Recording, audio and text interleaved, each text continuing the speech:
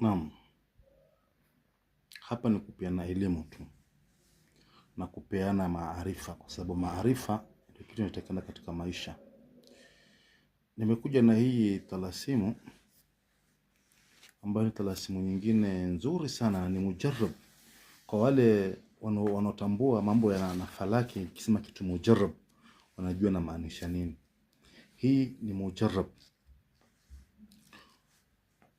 Kitu cha kwanza utakachofanya, utachukua ule ndege anaitwa hudhud. Nadhani watu wengi wanamjua hudhud na sifa zake. Utamchukua hudhud, utachukua nyoya zake za kichwani, nyoya zake za mkiani, nyoya zake za mabawa ya mkono wa kulia na mkono wa kushoto. Ukimaliza hapo, utaandika talasimu hii kwenye karatasi nyeupe.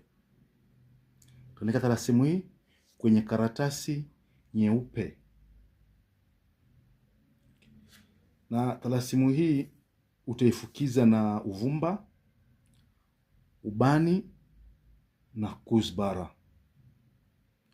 Baada ya kwamba ushaiandika hii kwa karatasi nyeupe, utaisomea. Na hiki ndicho muhimu.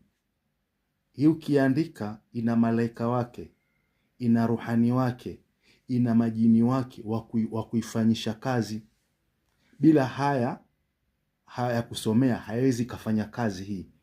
Chukua ubani wako, uvumba wako, kuzbara, changanya pamoja kwa kisha.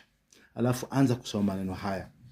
Aksamtu bi rabbin nas, malikin nas, ilahin nas, min shari abasa wa tawalla, ajibu ya Maimuna, wa anta ya samaani, wa ya shamshuni, bimuwaka jununi, wa biismullah alhayyul qayyum, wa jalbu kadha lilmahabbati kadha alwahan alwaa alajala saata.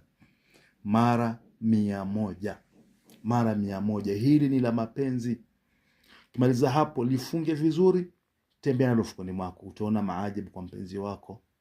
Kama ilikuwa kusikilizi, kama ilikuwa umuelewi, kama ilikuwa hataki mambo na ndoa, kama yani ikiwa halikuwa ana vizuizi vingi, basi tumia hili talasimu hili, inshallah utaona maajabu makubwa sana. Tuna maajabu makubwa sana. Talasimu hili liko hapa. Basi ikiwa utahitaji na pamoja na hichi kisomo chake, utani DM, alafu nitakutumia hichi kisomo chake. Wabillahi.